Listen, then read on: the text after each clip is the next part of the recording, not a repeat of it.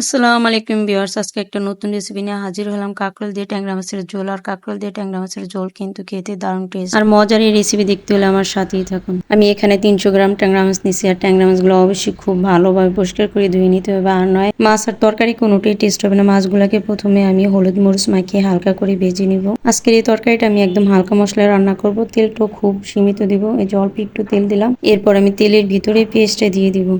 যারা আমার ভিডিওটা দেখতেছেন, ভিডিওটা ভালো লাগলে অবশ্যই ভিডিও দেখে লাইক কমেন্ট শেয়ার করবেন। পেঁয়াজটা আমি ব্রাউন কালার করে ভেজে নেব। আর পেঁয়াজটা ভাজা হয়ে গেছে। এবার আমি সামান্য পানি দিয়ে তারপর মশলাগুলো দিয়ে দিব। স্বাদ মতো লবণ দিয়ে, হাফ চামচ হলুদ, হাফ চামচ মরিচ আর কিছুটা কাঁচা মরিচ দিয়ে দিলাম। আমি 5-6টা কাঁচা মরিচ স্লাইস করে দিলাম, 2টা টমেটো স্লাইস করে দিলাম, আর 2 চামচ রসুন বাটা, হাফ চামচ আদা বাটা দিয়ে মশলাগুলোকে ভালোভাবে কষিয়ে নিব। ট্যাংরা মাছের রসুনের পরিমাণটা একটু বাড়িয়ে দিতে হয়, এর জন্য আমি একটু রসুনটা বাড়িয়ে দিলাম। আর মাছটা অবশ্যই যতক্ষণ সাদা পানি বের হয় ততক্ষণ পর্যন্ত ধুইতে হবে।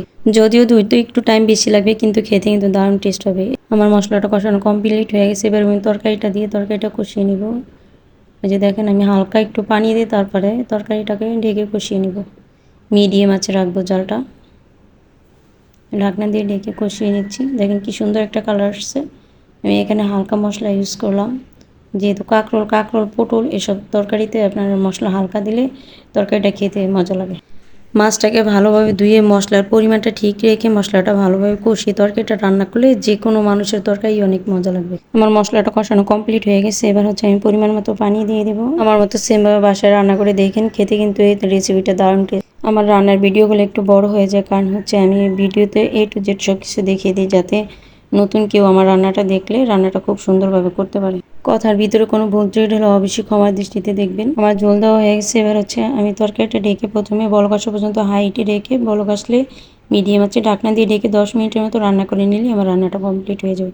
এই যে দেখেন কি সুন্দর একটা কালার আসছে। আমার রান্নাটাও প্রায় কমপ্লিট হয়ে গেছে। আমি তরকারিটা হালকা একটু ঝোল ঝোল রাখবো। এই যে আমি ধনিয়া পাতা দিয়ে তারপরে ঢাকনা দিয়ে ঢেকে একটু রেখে চুলায় তারপর নামিয়ে ফেলবো।